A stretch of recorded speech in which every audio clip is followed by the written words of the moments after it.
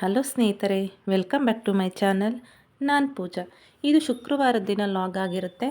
ಆ ದಿನ ಬೆಳಿಗ್ಗೆನೇ ಪೂಜೆ ಮುಗಿಸಿ ತಿಂಡಿ ಎಲ್ಲ ತಿಂದು ಮಧ್ಯಾಹ್ನದ ಅಡುಗೆಗೆ ರೆಡಿ ಮಾಡ್ಕೊಳ್ಳೋಣ ಅಂತ ಮಧ್ಯಾಹ್ನದ ಅಡುಗೆಗೆ ನಾನು ರೆಡಿ ಮಾಡ್ತಾಯಿದ್ದೀನಿ.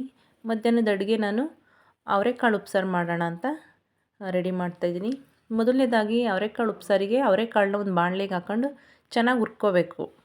ಅವರೆಕಾಳು ಚೆನ್ನಾಗಿ ಹುರ್ಕೊಂಡ ನಂತರ ಒಂದು ಕುಕ್ಕರಲ್ಲಿ ಅದನ್ನು 5ರಿಂದ 6 ವಿಷಲು ಅವರೆಕಾಳು ಕೂಗಿಸ್ಕೋಬೇಕು. ಇದು ಒಣ ಅವರೆಕಾಳು ಆಗಿರೋದ್ರಿಂದ ಒಂದು 6 ವಿಷಲಾದರೂ ಕೂಗಿಸ್ಕೊಳ್ಳೇಬೇಕು. ಸ್ವಲ್ಪ ಉಪ್ಪು ಹಾಕ್ಕೊಂಡು ಕೂಗಿಸ್ಕೊಳ್ಳಿ. ಅವರೆಕಾಳು ವಿಷಲ್ ಕೂಗೋ ಅಷ್ಟೊತ್ತಿಗೆ ನಾವಿಲ್ಲಿ ಮಸಾಲಾಗೆ ರೆಡಿ ಮಾಡ್ಕೊಳ್ಳೋಣ.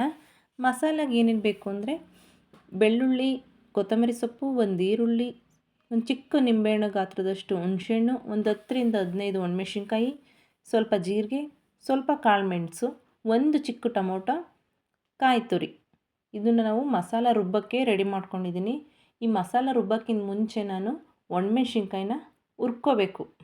ಒಂದು ಬಾಣಲೆಗೆ ಎಣ್ಣೆ ಏನೂ ಹಾಕ್ದಂಗೆ ಒಣಮೆಣ್ಸಿನ್ಕಾಯಿನ ಹುರ್ಕೊಳ್ಳೋಣ. ಒಣಮೆಣ್ಸಿನ್ಕಾಯಿನ ಸ್ವಲ್ಪ ಘಾಟ್ ಬರೋ ತನಕ ಹುರ್ಕೊಳ್ಳೋಣ.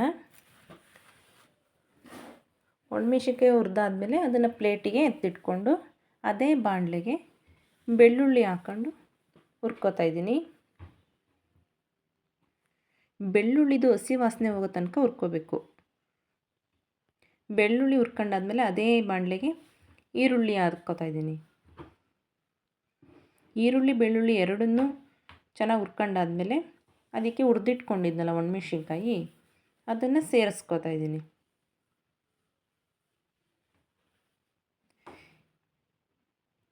ಇದಕ್ಕೆ ಒಂದು 2 ಟೇಬಲ್ ಸ್ಪೂನ್ ಎಣ್ಣೆ ಹಾಕ್ಕೊಂಡು ಚೆನ್ನಾಗಿ ಫ್ರೈ ಮಾಡ್ಕೊತೀನಿ.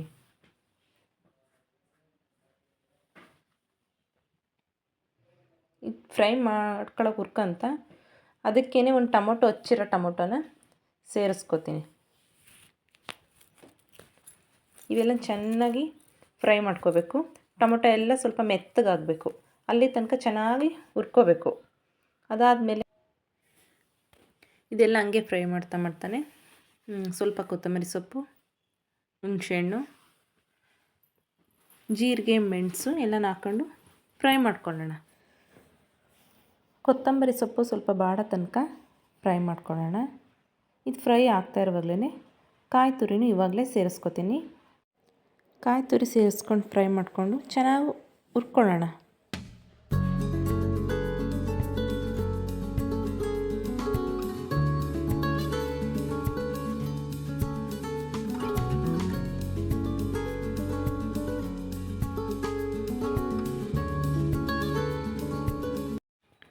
ಮಸಾಲೆ ಎಲ್ಲ ಚೆನ್ನಾಗಿ ಹುರಿದಿಟ್ಕೊಂಡಾದ್ಮೇಲೆ ತಣ್ಣಗಾಗಕ್ಕೆ ಬಿಡಬೇಕು.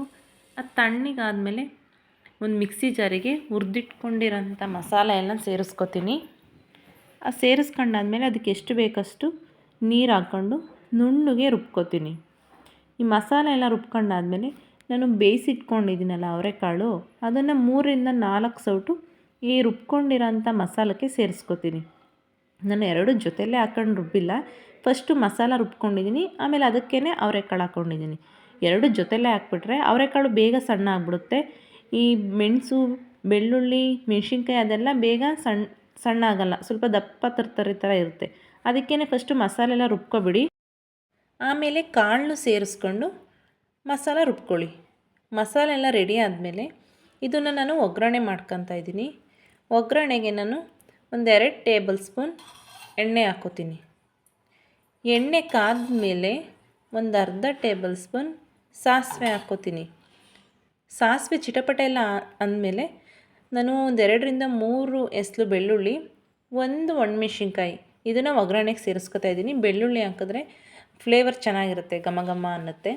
ಇದೆಲ್ಲ ಸ್ವಲ್ಪ ಫ್ರೈ ಆದಮೇಲೆ ಬೆಳ್ಳುಳ್ಳಿ, ಒಣಮೆಣ್ಸಿನ್ಕಾಯಿ ಎಲ್ಲ ಫ್ರೈ ಆದಮೇಲೆ ನಾನು ರುಬ್ಬಿಟ್ಕೊಂಡಿರೋಂಥ ಮಸಾಲನ ಸೇರಿಸ್ಕೊಂಡು ಅದನ್ನು ಮಿಕ್ಸ್ ಮಾಡ್ಕೋತೀನಿ. ಮಸಾಲೆ ಎಲ್ಲ ಹಾಕಿದಾದ್ಮೇಲೆ ಮಿಕ್ಸಿ ತೊಳೆದ್ನಲ್ಲ ಆ ನೀರನ್ನು ಸುದ ನಾನು ಮಸಾಲೆಗೆ ಸೇರಿಸ್ಕೋತೀನಿ. ಈ ನೀರೆಲ್ಲ ಹಾಕಾದ್ಮೇಲೆ ಚೆನ್ನಾಗಿ ಮಿಕ್ಸ್ ಮಾಡಿಕೊಂಡು ಒಂದು 5ರಿಂದ 10 ನಿಮಿಷ ಖಾರ ಚೆನ್ನಾಗಿ ಬೇಯಬೇಕು. ಇದು ಖಾರ ಬೆಂದಾಗಲೇ ಸಾಂಬಾರು ರುಚಿ ಬರೋದು. ಚೆನ್ನಾಗಿ ಮಿಕ್ಸ್ ಮಾಡ್ತಾಯಿದ್ದೀನಿ. ಈ ಖಾರ ಚೆನ್ನಾಗಿ ಬೇಯಲಿ. ಖಾರ ಬೆಂದಿದ್ದಕ್ಕೆ ನಾವು ಕಾಳು ಬೇಯಿಸ್ಕೊಂಡಿದ್ವಲ್ಲ, ಕಾಳು ಬೇಯಿಸ್ಕೊಂಡಿದ್ದು ನೀರಿರುತ್ತಲ್ಲ ಸಪ್ಪೆ ರಸ, ಅದನ್ನು ಇವಾಗ ಖಾರ ಬೆಂದಿದ್ದಕ್ಕೆ ಆ ಸಪ್ಪೆ ರಸನ ಹಾಕಬೇಕು. ನಮ್ಗೆ ಸಾಂಬಾರು ಎಷ್ಟು ಕ್ವಾಂಟಿಟಿ ಬೇಕು ಅಷ್ಟಿಗೆ ಸಪ್ಪೆ ರಸನ ಸೇರಿಸ್ಕೋಬೇಕು. ಕಾಳಿಗೆ ನಾನು ಮುಂಚೆನೇ ಉಪ್ಪು ಹಾಕಿದ್ದೀನಿ. ಇವಾಗ ಬರೀ ಸಾಂಬಾರಿಗೆ ಎಷ್ಟು ಬೇಕು ಅಷ್ಟು ಮಾತ್ರ ಉಪ್ಪನ್ನು ಸೇರಿಸ್ಕೋಬೇಕು. ಉಪ್ಪು ಸೇರಿಸಿದ ಒಂದು 5 ನಿಮಿಷ ಸಾಂಬಾರು ಚೆನ್ನಾಗಿ ಬೇಯಬೇಕು. ಚೆನ್ನಾಗಿ ಬೆಂದರೆ ಹುರಿದಿರೋ ಅವರೆಕಾಳು ಉಪ್ಸಾರು ರೆಡಿ ಆಗುತ್ತೆ. ಸಾಂಬಾರು ಮಾಡೋ ಅಷ್ಟೊತ್ತಿಗೆ ನನಗಾಲೇ 1:15 ಆಗಿಬಿಟ್ಟಿತ್ತು. ನನ್ನ ಚಿಕ್ಕ ಮಗಳನ್ನ 1 ಗಂಟೆಗೆ ಸ್ಕೂಲಿಂದ ಬಿಡ್ತಾರೆ. ಅಡುಗೆ ಎಲ್ಲ ಮಾಡಿಬಿಟ್ಟು ನಾನು ಮಗುನ ಸ್ಕೂಲಿಂದ ಕರ್ಕೊಬರಕ್ಕೆ ಹೋದೆ. ಸ್ಕೂಲಿಂದ ಕರ್ಕೊಬರೋ ಅಷ್ಟರಲ್ಲಿ ಯಜಮಾನರು ಅಲ್ಲೇ ಬಂದಿದ್ದರು. ಅವ್ರಿಗೂ ಊಟ ಹಾಕ್ಕೊಟ್ಟು ನಾವು ಊಟ ಮಾಡಿಬಿಟ್ಟು ಹಂಗೆ ರೆಸ್ಟ್ ಮಾಡ್ತಾಯಿದ್ದೆ. ಅವ್ರು ಬರುವಾಗ ಅವರೆಕಾಯಿ ತೊಗೊಬಂದಿದ್ರು. ಟಿ ವಿ ನೋಡ್ಕೊಂಡು ಅವರೆಕಾಯಿ ಹಿಡಿಯೋಣ ಅಂತ ಕೂತ್ಕೊಂಡೆ. ಅದರಲ್ಲಿ ಹುಳಗಳು ಇಲ್ಲಿ ಮನೆ ಒಳಗಡೆ ಅವರೆಕಾಯಿ ಹಿಡಿತಾಯಿದ್ರೆ ಅವೆಲ್ಲೆಲ್ಲಿ ಹರಿದಾಡ್ತಾವೋ, ಆಮೇಲೆ ಕಿವಿ ಒಳಗೇನಾರು ಹೋಗಿ ಸೇರಿಕೊಂಡ್ರೆ ಡೇಂಜರು ಅಂದ್ಬಿಟ್ಟು ಕಾಂಪೌಂಡಲ್ಲಿ ಕೂತ್ಕೊಂಡು ಹಿಡಿಯೋಣ ಅಂತ ಕಾಂಪೌಂಡಲ್ಲಿ ಹಿಡಿತಾಯಿದ್ದೆ. ಇದು ನಾಟಿ ಅವರೆಕಾಯಿ ಎಲ್ಲ, ಇದು ಸೊಗಡಿರಲಿಲ್ಲ ಅವರೆಕಾಯಲ್ಲಿ, ಪಾರ ಮಿತ್ತಿದ್ದು. ಸ್ವಲ್ಪ ಬಲ್ತು ಇತ್ತು. ಬಲ್ತಿರೋದೆಲ್ಲ ಇತ್ತಿಗೆ ಬೇಳೆ ಮಾಡ್ಕೊಳ್ಳೋಣ ಅಂತ ಅದನ್ನು ಸಪ್ರೇಟ್ ಬೌಲಿಗೆ ನೀರು ಹಾಕ್ಕೊಂಡು ಅದಕ್ಕೆ ಹಾಕೋತಾಯಿದ್ದೆ. ಸ್ವಲ್ಪ ಎಳೆದಿತ್ತಲ್ಲ ಅದನ್ನು ಪಲಾವು ಇಲ್ಲದವರೆ ಉಪ್ಪಿಟ್ಟು ಮಾಡ್ಕೊಂಡ್ರಾಗುತ್ತೆ, ಉಪ್ಪಿಟ್ಟಿಗೆ ಹಾಕೋಣ ಅಂದ್ಬಿಟ್ಟು ಅದನ್ನು ಸಪ್ರೇಟ್ ಬೌಲಿಗೆ ಹಾಕ್ಕೊಂಡು ಹಿಡಿತಾಯಿದ್ದೆ. ಅಯ್ಯೋ ಉಗುರು ಕಣ್ಣಂತೂ ನೋವೇ ಬಂದಿತ್ತು. ಇಲ್ಲಾಂದ್ರೆ ಒಂದು 3 kg ಇತ್ತು ಅವರೆಕಾಯಿ. ಎಡೆಯೋ ಅಷ್ಟೊತ್ತಿಗೆ ಸಾಕಾಯಿತು. ನನ್ನ ಮಗಳು ಅಲ್ಲೇ ಪಕ್ಕದಲ್ಲಿ ಮಾತಾಡಿಸ್ತಾಯಿದ್ಲು, ಅಮ್ಮ ನಾನು ಹಿಡಿಲ್ಲ, ಅಮ್ಮ ನಾನು ಹಿಡಿಲ್ಲ ಅಂತ. ಅಯ್ಯೋ ಬೇಡ ಕಣಪ್ಪ, ಇಲ್ಲಿ ಹುಳ ಜಾಸ್ತಿ ಐತೆ. ಅವಳು ಹುಳ ಇರೋದಿದ್ರೆ ಭಯ ಪಡ್ತಾಳೆ.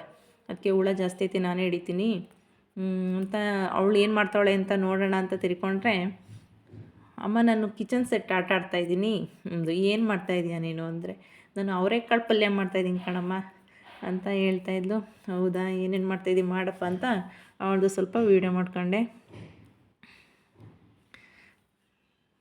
ನೀಟಾಗಿ ಜೋಡಿಸ್ಕೊಂಡಿದ್ಲು. ನಾವು ಮನೇಲಿ ಪಾತ್ರೆಗಳು ಹೇಗೆ ಜೋಡಿಸ್ಕೊತೀವೋ ಹಂಗೆ ಅವಳೆಲ್ಲ ಗ್ಯಾಸ್ ಸ್ಟೌವು, ಪ್ಯಾನು, ಸ್ಪೂನು ಎಲ್ಲ ನೀಟಾಗಿ ಜೋಡಿಸ್ಕೊಂಡು ನಾನು ಅವರೆಕಾಳು ಪಲ್ಯ ಮಾಡ್ತೀನಿ ಕಣಮ್ಮ ಅಂತ ರೆಡಿ ಮಾಡ್ತಾ ಇದ್ಲು. ನಾನು ಅವಳ ಹತ್ರ ಹಂಗೆ ಮಾತಾಡ್ಕೊಂಡು ಅವರೆಕಾಳು ಸುಲಿತಾಯಿದ್ದೆ. ಅವರೆಕಾಯಿ ಸುಲಿಯೋ ಅಷ್ಟೊತ್ತಿಗೆ ಆಲ್ಮೋಸ್ಟ್ 4:15 7 ಗಂಟೆ ಆಯಿತು. ಅವರಿಗೆ ಚಿನ್ನಸ್ವಾಮಿ ಸ್ಟೇಡಿಯಂಗೆ ಕ್ರಿಕೆಟ್ ನೋಡೋಕ್ಕೆ ಹೋಗಬೇಕಿತ್ತು.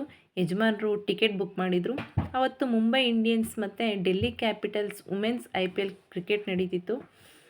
ನನಗೇನು ಕ್ರಿಕೆಟ್ ಅಂದರೆ ಅಷ್ಟೊಂದು ಇಂಟ್ರೆಸ್ಟ್ ಇಲ್ಲ. ಯಜಮಾನರು ಕ್ರಿಕೆಟ್ ನೋಡ್ತಾರೆ. ಸ್ಟೇಡಿಯಮ್ಗೆ ಹೋಗಿ ಕ್ರಿಕೆಟ್ ನೋಡೋಣ ಚೆನ್ನಾಗಿರುತ್ತೆ ಅಂತ ಟಿಕೆಟ್ ಬುಕ್ ಮಾಡಿದರು. ಹೋಗಿದ್ವಿ. ನಾವೆಲ್ಲ ರೆಡಿಯಾಗಿ ಹೊರಡೋ ಅಷ್ಟೊತ್ತು ಕಾಲ 5:30 6 ಗಂಟೆ ಆಗಿತ್ತು. ನಾವು ಸ್ಟೇಡಿಯಮ್ ಹತ್ರ ತಲುಪೋ ಅಷ್ಟೊತ್ತಿಗೆ ಆಲ್ಮೋಸ್ಟ್ 7 ಗಂಟೆ 7 ಕಾಲ ಆಗಿತ್ತು. ಅಲ್ಲಿ ಗೇಟ್ಗಳಿರ್ತವೆ. ಗೇಟ್ 1ಇಂದ 20 ತನಕ. ನಮ್ಮದು ಗೇಟ್ ನಂಬರ್ 2 ಇತ್ತು. ನಮ್ಮದು ಎಂಟ್ರಿ ಎಲ್ಲಿದೆ ಅಂದ್ಬಿಟ್ಟು ಗೇಟ್ ನಂಬರ್ 2ನ ಹುಡಿಕೊಂಡು ನಾವು ಎಂಟ್ರಿ ಆಗೋಷ್ಟೊತ್ತಿಗೆ ಆಲ್ಮೋಸ್ಟು 7:30 ಆಗೇ ಹೋಗಿತ್ತು. ಕ್ರಿಕೆಟ್ ಸ್ಟಾರ್ಟ್ ಆಗಿತ್ತು. ಸ್ಟೇಡಿಯಂ ಒಳಗಡೆ ಎಂಟ್ರಿ ಆದ್ವಿ. ಎಂಟ್ರಿ ಆದ ತಕ್ಷಣ ನನಗೇನೋ ಡ್ರೀಮ್ಗೆ ಬಂದಿದ್ದೀವೇನೋ ಅನಿಸ್ತಿತ್ತು. ತುಂಬ ಚೆನ್ನಾಗಿತ್ತು. ಸುತ್ತಲೂ ಜನ ಇಲ್ಲ ಅಂದರೂ ಒಂದು ಆಲ್ಮೋಸ್ಟ್ ಒಂದು 50,000 ಜನನೇ ಸೇರಿದ್ರೇನೋ. ಮಧ್ಯಲಿ ಗ್ರೌಂಡು ಅದೆಲ್ಲ ಲೈಟ್ ಗ್ರೀನಾಗಿತ್ತು. ತುಂಬ ಚೆನ್ನಾಗಿತ್ತು ಎಕ್ಸ್ಪೀರಿಯೆನ್ಸು. ಹಾಗೆಯೇ ಸ್ನ್ಯಾಕ್ಸ್ನ ನಾವು ಎಲ್ಲಿ ಕೂತಿರ್ತೀವಿ ಅಲ್ಲಿಗೆ ಪ್ರೊವೈಡ್ ಮಾಡ್ತಾರೆ. ಸ್ನ್ಯಾಕ್ಸ್ದು ಕ್ವಾಲಿಟಿ ಕ್ವಾಂಟಿಟಿ ಎರಡೂ ಚೆನ್ನಾಗಿತ್ತು. ಸ್ವಲ್ಪ ರೈಟ್ ಕಾಸ್ಟ್ಲಿ ಅನಿಸ್ತು ನನಗೆ. ಹೀಗೇ ಕ್ರಿಕೆಟ್ ನೋಡ್ತಾ ನೋಡ್ತಾ ಟೈಮ್ ಹೋಗಿದ್ದೇ ಗೊತ್ತಾಗಲಿಲ್ಲ. ನಾವು ಇನ್ನೂ ಒಂದು 3-4 ಓವರ್ ಇತ್ತು, ಆವಾಗಲೇ ಹೊರಟ್ಬಿಟ್ವಿ.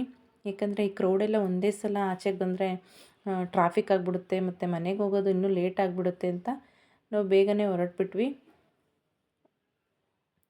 ಚಿನ್ನಸ್ವಾಮಿ ಸ್ಟೇಡಿಯಮಲ್ಲಿ ಕ್ರಿಕೆಟ್ ನೋಡಿದ ಎಕ್ಸ್ಪೀರಿಯೆನ್ಸ್ ಮಾತ್ರ ತುಂಬ ಚೆನ್ನಾಗಿತ್ತು. ಫ್ರೆಂಡ್ಸ್, ಈ ವಿಡಿಯೋ ಇಷ್ಟ ಆಗಿದರೆ ಲೈಕ್ ಮಾಡಿ, ಶೇರ್ ಮಾಡಿ, ಹಾಗೆ ಸಬ್ಸ್ಕ್ರೈಬ್ ಮಾಡೋದು ಮಾತ್ರ ಮರಿಬೇಡಿ. Thank you.